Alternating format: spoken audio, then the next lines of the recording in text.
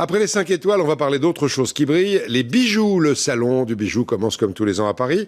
L'occasion d'évoquer pour nous les bijoux anciens.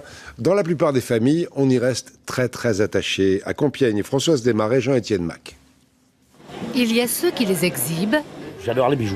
Parce qu'ils les trouvent beaux, bien sûr, mais pas seulement. C'est des bijoux qu'on m'a offert, c'est mes enfants. Ça sera à vie, je partirai avec.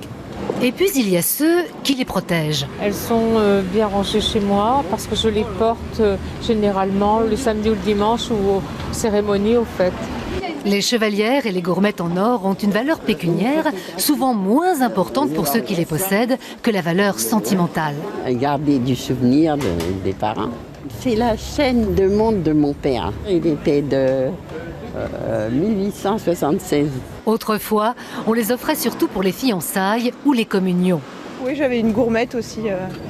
Voilà, mais bon, c'est vrai que peut-être maintenant ça se fait un peu moins. Un peu moins, pas tout à fait vrai. Super, elle est très belle. Les gourmettes se vendent toujours et les jeunes les aiment, à condition qu'elles aient une plaque d'identité et qu'elles ne soient pas en or. C'est peut-être une question de mode ou une question de budget. On tourne sur des choses entre 40 et une petite centaine d'euros. 300 € en moyenne, c'est le prix d'une chevalière en or. Une bague qui, au fil du temps, a perdu de son attrait. Les créateurs ont pourtant su les faire évoluer dans la forme, mais aujourd'hui, plus que les femmes, ce sont les hommes qui les portent. Sur le dessus, leurs initiales soudées. Alors ce n'est pas gravé non plus, parce que si nous faisions la gravure, nous serions obligés d'avoir une table beaucoup plus lourde, beaucoup plus massive, afin de pouvoir creuser pour faire la gravure. Et cette gravure, justement, est un frein au rachat, une pratique qui se développe.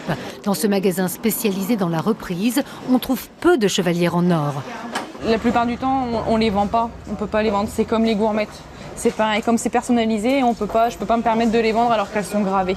Gravées pour la vie. Si les particuliers ne les vendent pas, c'est avant tout parce qu'ils donnent à ces bijoux une valeur éternelle.